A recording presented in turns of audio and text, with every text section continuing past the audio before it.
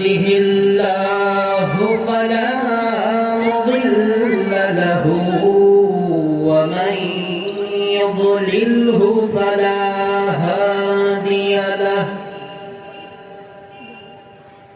ونشهد أن لا إله إلا الله وحده لا شريك له ونشهد أن سيدنا وحبيبنا ومولانا محمدا عبده ورسوله أرسله بالحق بشيرا ونذيرا وداعيا إلى الله بإذنه وسراجا وقمرا منيرا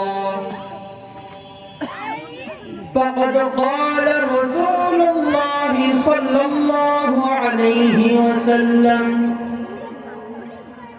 خيركم من تعلم القرآن وعلمه وقال عليه الصلاة والسلام طلب العلم فريضة على كل مسلم فقد قال الله تعالى في كلامه المجيد وفرقانه الحميد أعوذ بالله من الشيطان الرجيم بسم الله الرحمن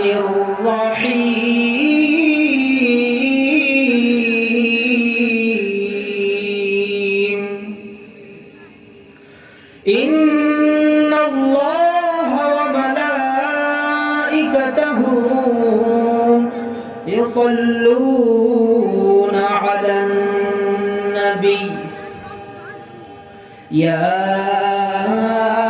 أيها الذين آمنوا صلوا عليه وسلموا تسليما اللهم صل على سيدنا مولانا محمد وعلى آل سيدنا شفيعنا محمد اللهم আমরা সকলে নবীর প্রেমে দুরূদ শরীফ পড়ি বলি আল্লাহুম্মা জোরে জোরে আল্লাহুম্মা সাল্লি আলা সাইয়্যিদিনা মাওলানা মুহাম্মদ ওয়া আলা আলি সাইয়্যিদিনা শাফিঈনা মুহাম্মদ ওগো আমার দয়ার নবী দাও না কেন দেখা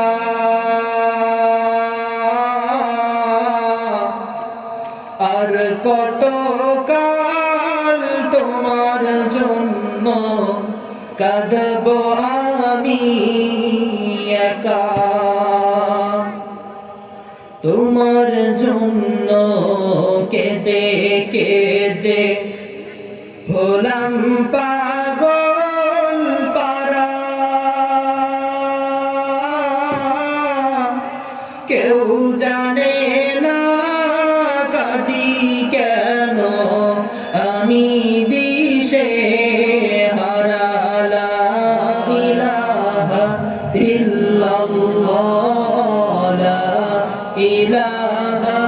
ইল্লাল্লাহ। ভাই সবাই একটু জবান দিয়ে আমরা প্রাণটাকে খুলে দিয়ে আল্লাহর দরবারে জিকির করি, বলি লা ইলাহা ইল্লাল্লাহ, লা ইলাহা ইল্লাল্লাহ। ভাই আমরা সবাই জিকির করি। আর আমরা আশেপাশে যারা ঘোরাঘুরি করছি, আমরা দয়া করে মাহফিলের প্যান্ডেলে চলে আসি। এই জান্নাতের বাগানে বসার সুযোগ কিন্তু সবার হয় না। আল্লাহ শুধুমাত্র যাদেরকে কবুল করবে তারাই দুনিয়ার সমস্ত কাজ থেকে ফারিগ হয়ে এই জান্নাতের বাগানে বসার সুযোগ পাবে। তো ভাই আমরা মেহেরবানি করে যারা আশেপাশে ঘোরাঘুরি করছি, এখন আমি ইনশাআল্লাহ কোরআন এবং হাদিস থেকে কিছু আলোচনা আপনাদের সামনে পেশ করব। তো আমরা সবাই মেহেরবানি করে মাহফিলের প্যান্ডেলে চলে আসি। ভাই সবাই জিকির করি লা ইলাহা ইল্লাল্লাহ, লা ইলাহা ইল্লাল্লাহ।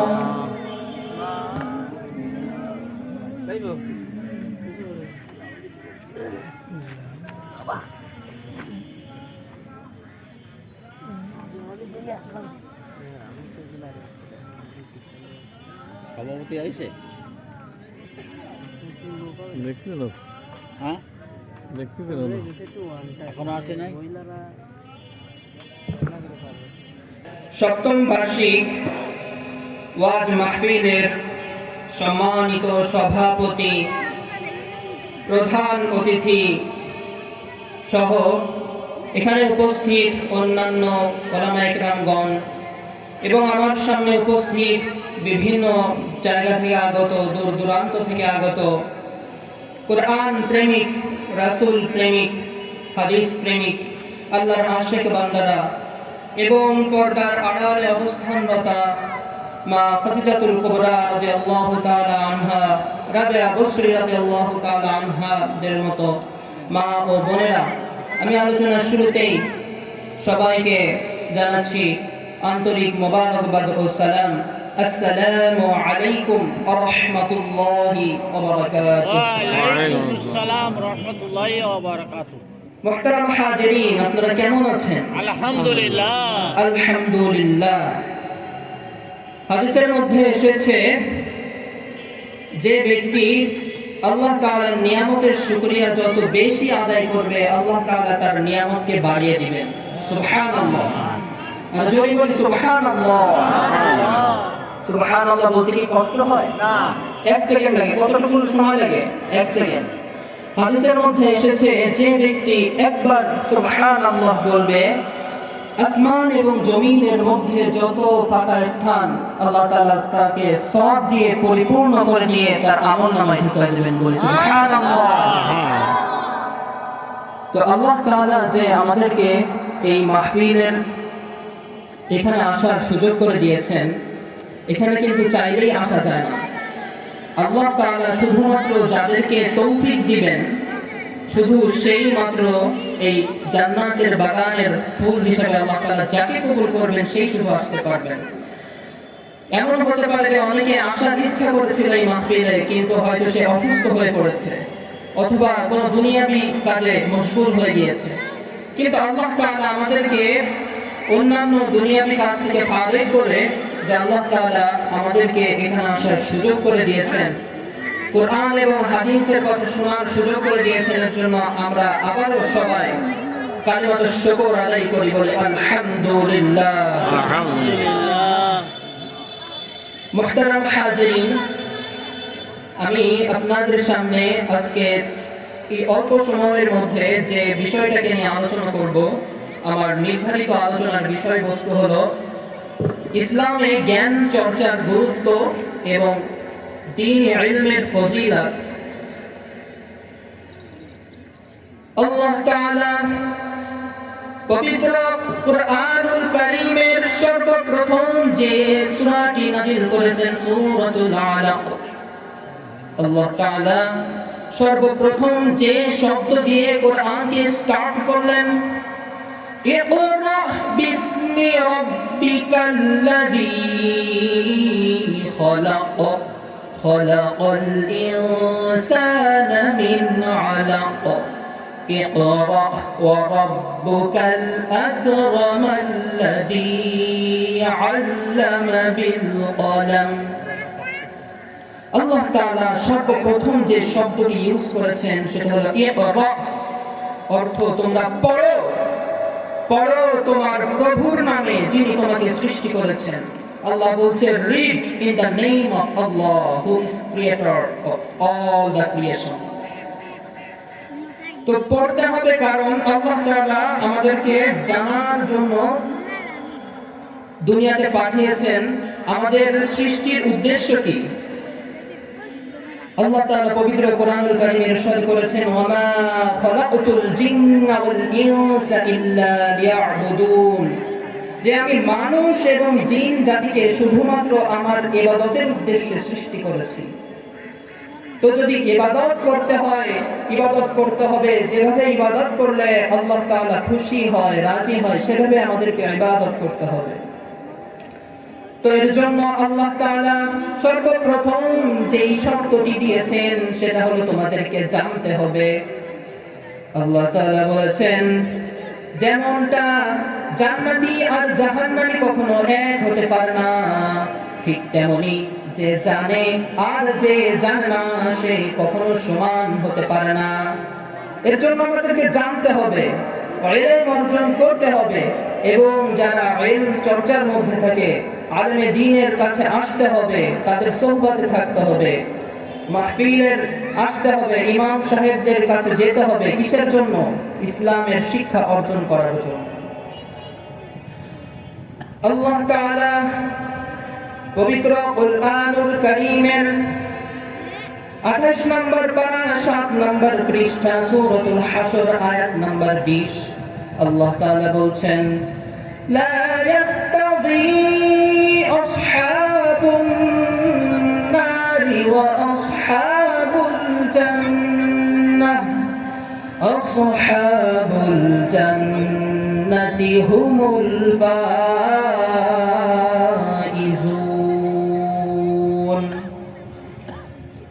ভাই, আমরা কি সবাই জান্নাতি হতে চাই না জাহান্নামী হতে চাই? জান্নাতি হতে চাই। আমরা সবাই কি হতে চাই? জান্নাতি না জাহান্নামী? জান্নাতি হতে চাই। তো জান্নাতি হতে গেলে ইলম অর্জন করতে হবে, জানতে হবে কোন পথে গেলে, সিরাতুল মুস্তাকিমের পথে গেলে আমরা জান্নাতে যেতে পারবো। এর জন্য আল্লাহ তাআলা বলেছেন যে জান্নাতি আর জাহান্নামী কখনোই এক হতে পারে না। The people of paradise and the people of hellfire, they can never be equal ever.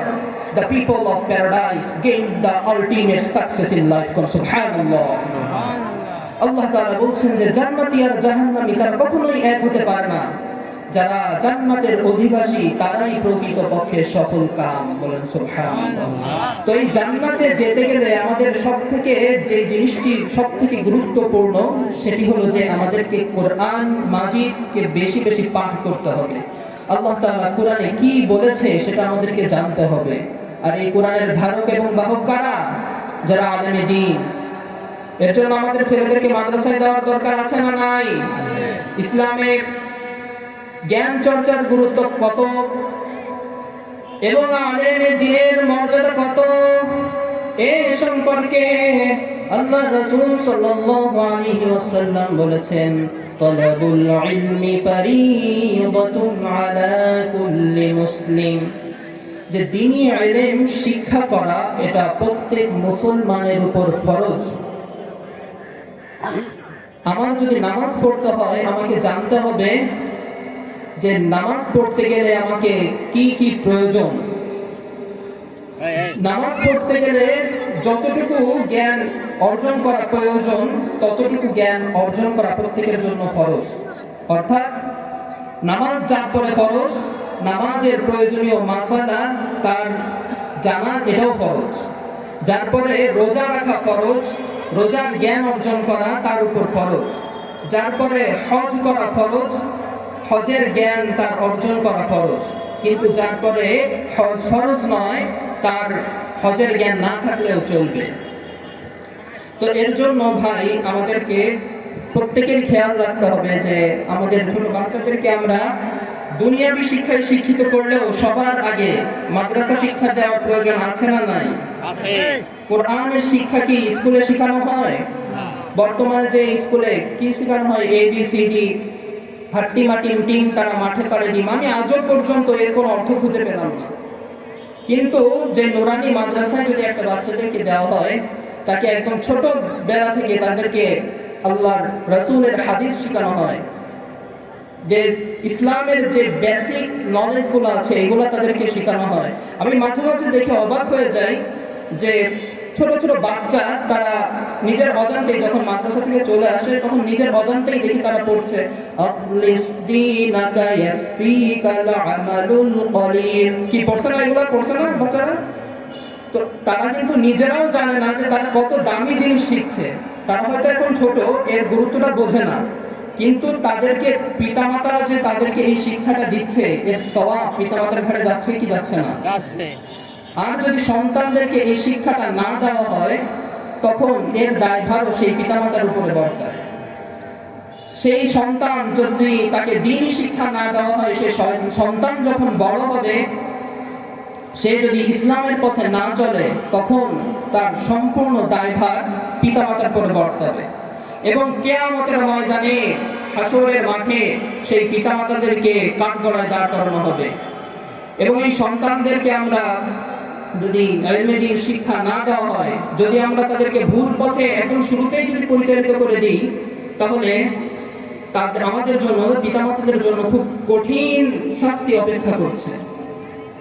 24 নম্বর পারা 19 নম্বর পৃষ্ঠা সূরা হামিম সিজদা আয়াত নম্বর 29 আল্লাহ তাআলা এখানে বর্ণনা করেছেন, وقال الذين كفروا ربنا أرنا الذين أضلانا من الجن والإنس نجعلهما تحت أقدامنا ليكونا من الأسفلين।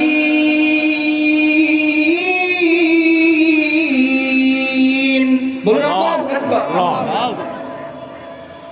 এখানে বলছে ওয়ালাল্লাযীনা কাফারু, যারা কাফের তারা বলবে রব্বানা আরিনাল্লাযীনা আদাল্লানা মিনাল জিন্নি ওয়াল ইনস, হে আমাদের পালনকর্তা, যেসব জিন এবং ইনসানরা আমাদেরকে পথ ভ্রষ্ট করেছিল তাদেরকে আমার সামনে উপস্থিত করুন, আমার সামনে হাজির করুন। কেন তারা বলবে না জাআলহুমা তাহতা আকদামিনা, তারা আমাদেরকে দুনিয়াতে ভুল পথে পরিচালিত করেছিল, এখন আমি তাদেরকে পায়ের তলে পদদলিত করে তারপরে আমি জাহান্নামে যাব। জাহান্নামে তো সে আমাকে ভুল পথে পরিচালিত করেছিল বলে তাই আমি আজ জাহান্নামী হয়ে গেলাম। তো আমার পিতামাতা ছোটবেলায় আমাকে কোরআন শিক্ষা দেয়নি, আমাকে নামাজের আদেশ দেয়নি, এর জন্যই তো আমি ভুল পথে পরিচালিত হয়ে গিয়েছি। এর জন্য সেদিন সন্তানেরা সবার আগে যারা তাদেরকে ভুল পথে পরিচালিত করেছিল সেই পিতামাতাদেরকে পায়ের তলে রেখে, কোরআনের ভাষায় এসছে তাহতা আকদামিনা, পায়ের তলে রেখে তাকে পাঠাবে, তারপরে লিয়াকুনা মিনাল আসফালিন, যাতে তারা অপমান বোধ করে, এরপরে তাদের উভয়কে জাহান্নামে দিয়ে দেওয়া হবে। এর জন্য ইলমে দ্বীন শিক্ষা করলে যে শুধুমাত্র সওয়াব হবে তা নয়, যদি আমাদের বাচ্চাদেরকে ইলমে দ্বীন শিক্ষা না দেওয়া হয় তাহলে আমাদেরকে জবাবদিহি করতে হবে আল্লাহ সুবহানাহু ওয়া তাআলার কাছে। তো ইলমে দ্বীন আমাদেরকে অর্জন করতে হবে এবং আমাদের যে মুসলিম বিজ্ঞানীরা ছিল, মুসলিম মনীষীরা ছিল, আমাদের ইসলামের যে ইতিহাস এগুলো তো আমরা জানি না। আমরা শুধু মনে করি যে স্কুল কলেজ ইউনিভার্সিটিতে দিলে ছেলে মেয়ে ভালো শিক্ষিত হবে, কিন্তু তা নয়। মাদ্রাসা থেকে যে ইলম অর্জন করা হয় এটা আখিরাতে কাজে লাগবে কি লাগবে না? হাদিসের মধ্যে এসেছে মান ক্বারাআল কুরআন ফাস্তাযহারাহু ফাআহাল্লা হালালাহু ওয়া হাররামা হারামাহু আদখালাহু আল্লাহুল জান্নাহ ওয়া শাফা'আহু ফি 'ashraতিন মিন আহলি বাইতিহি কুল্লুহুম ক্বাদ ওয়াজাবাত লাহুম নার। হাদিসের মধ্যে এসেছে যে ব্যক্তি কোরআন মাজিদ পড়বে এবং সেটাকে মুখস্থ করবে, ফাআহাল্লা হালালাহু, এবং হালালকে হালাল জানলো এবং হারামকে হারাম জানলো, আল্লাহ তাআলা তাকে জান্নাতের মালিক বানিয়ে দিবেন, বলেন সুবহানাল্লাহ। আর যে শুধু জান্নাতের মালিক হয়ে যে তাকে ছেড়ে দিবেন তা নয়, একজন হাফেজে কোরআনকে একটি সুপ্রিম পাওয়ার দেওয়া হবে। হাদিসের মধ্যে এসেছে ওয়াজাবাত লাহুন নার, এমন 10 জন ব্যক্তি যাদের পরে জাহান্নাম ওয়াজিব হয়ে গিয়েছে।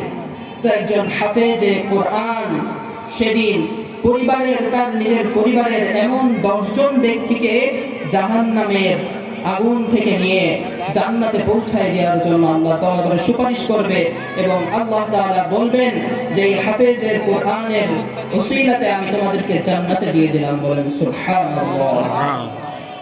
আর যে পিতামাতা তার সন্তানকে দ্বীনের ইলম শিক্ষার জন্য পাঠিয়ে দিবে, কোরআনের শিক্ষা দেওয়ার জন্য পাঠিয়ে দিবে, কোরআনের শিক্ষা যখন সেই সন্তান নিজের মধ্যে ধারণ করবে এবং সে যখন কোরআন পাঠ করবে, কোরআনের বাণী প্রচার করবে, কিয়ামতের ময়দানে সেই পিতা মাতাদেরকে মাথায় একটি স্বর্ণের মুকুট পরিয়ে দেওয়া হবে।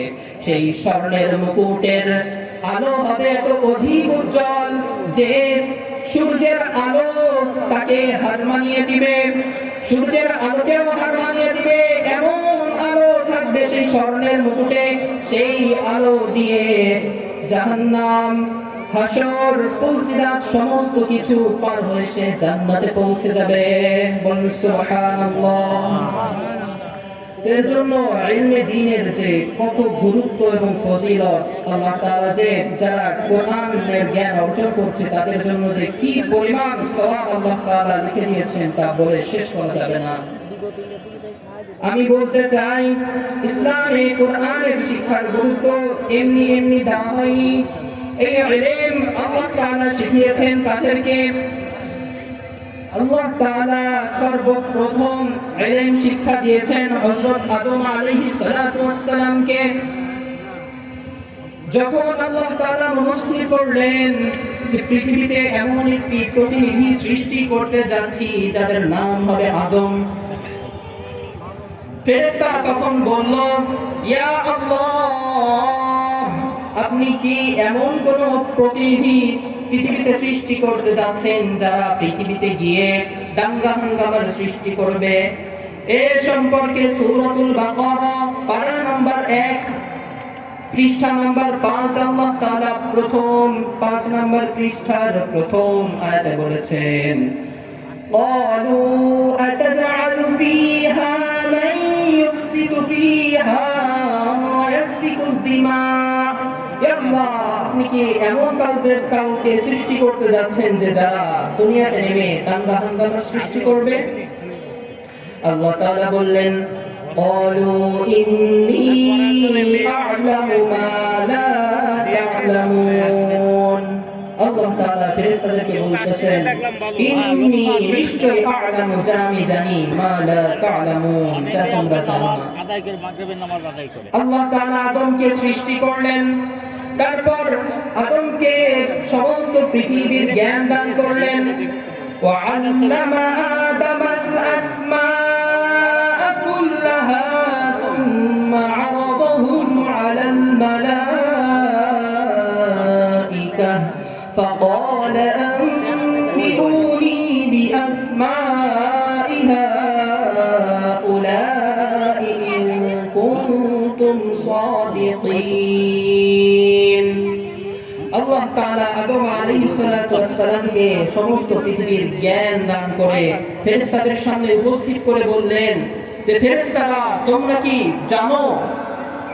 ফেরেশতারা বললেন, ক্বালু সুবহানাকা লা ইলমা লানা ইল্লা মা 'আল্লামতানা ইন্নাকা আনতাল আলীমুল হাকীম। ফেরেশতারা বললেন, ইয়া আল্লাহ, লা ইলমা লানা, আমরা তো কিছুই জানি না, ইল্লা মা 'আল্লামতানা, আপনি আমাদেরকে যতটুকু জানিয়েছেন এর বেশি তো আমরা কিছুই জানি না। ইন্নাকা আনতাল আলীমুল হাকীম, নিশ্চয়ই আপনি সর্বজ্ঞানী এবং সর্বপ্রজ্ঞাময়। তো আল্লাহ তাআলা সর্বপ্রথম আদম আলাইহিস সালাতু ওয়াস সালামকে জ্ঞান দান করলেন। এবং ফেরেশতাদেরকে আদেশ করলেন যে তোমরা আদমকে সেজদা করো। তো এই আদমকে, আদম আলাইহিস সালাতু ওয়াস সালামকে এতটা সম্মান কেন দেওয়া হয়েছিল জানেন?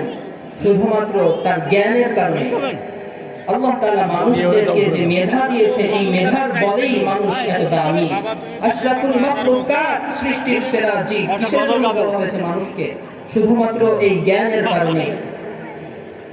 আল্লাহ তাআলা, আমরা যে মানুষ, আল্লাহ তাআলা আমাদেরকে সৃষ্টি করেছে, কিন্তু এই মানুষ যে কত দুর্বল, কত উইক, যদি আপনি কম্পারেটিভ ওয়েতে চিন্তা করেন, সেই তুলনায় আমরা পিঁপড়ার থেকেও দুর্বল।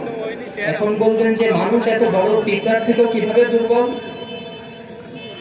প্রাণী বিজ্ঞানীরা তারা গবেষণা করে দেখেছে যে একটি পিঁপড়ার দেহের যত ওজন, সেই ওজনের 7 গুণ পর্যন্ত ওজন সে পিঁপড়া বহন করতে পারে। বলেন সুবহানাল্লাহ।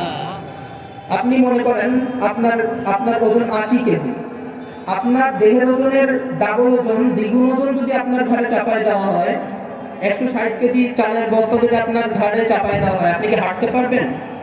আপনি তো চলতেই পারবেন না। তো সেখানে আল্লাহ তাআলা পিঁপড়াদেরকে এমন ক্ষমতা দিয়েছেন যে তার দেহের ওজনের 7 গুণ পর্যন্ত বেশি ওজন তার বহন করতে পারে। বলেন সুবহানাল্লাহ। এরপর যদি আপনারা ব্যাঙের দিকে লক্ষ্য করেন, যে একটি ব্যাঙ, আল্লাহ তাআলা এই ব্যাঙকেও কি পরিমাণ পাওয়ার দিয়েছেন। এই ব্যাঙকে বলা হয় ন্যাচারাল ইনসেক্ট কিলার, অর্থাৎ প্রাকৃতিক পোকামাকড় নিধনকারী। তো কিভাবে? এই ব্যাঙের দেহের যে ওজন, সেই ওজনের সমপরিমাণ বা অর্ধেক তারা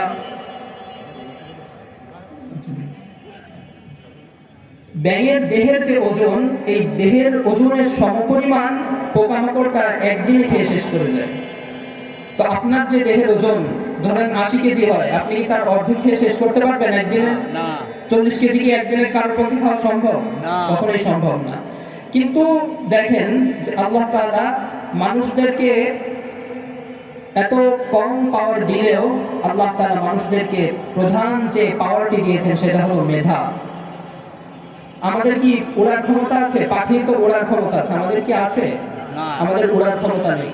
কিন্তু আল্লাহ তাআলা আমাদেরকে যে মেধা দিয়েছেন, নলেজ দিয়েছেন, এই নলেজকে ব্যবহার করে আমরা এরোপ্লেন বানিয়েছি। যে পিঁপড়া 7 গুণ ওজন বহন করতে পারে তার দেহের, কিন্তু আমরা আমাদের মেধা খাটিয়ে বুলডোজার, এক্সকাভেটর আবিষ্কার করেছি। লক্ষ লক্ষ টন ওজন আমরা মেশিনের মাধ্যমে উত্তোলন করছি। কি করছি না? কিসের কারণে সম্ভব হয়েছে? শুধুমাত্র মেধার কারণে। এর জন্য ইসলামে জ্ঞান চর্চার গুরুত্ব অনেক।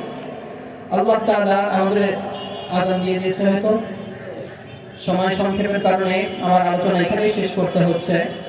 তো আমার মূল যে শেষ কথা সেটা হলো, ভাই, আমাদের দুদিনের সফর দুনিয়া, আমাদেরকে দুনিয়ার জিন্দেগি শেষ করে একদিন চলে যেতে হবে।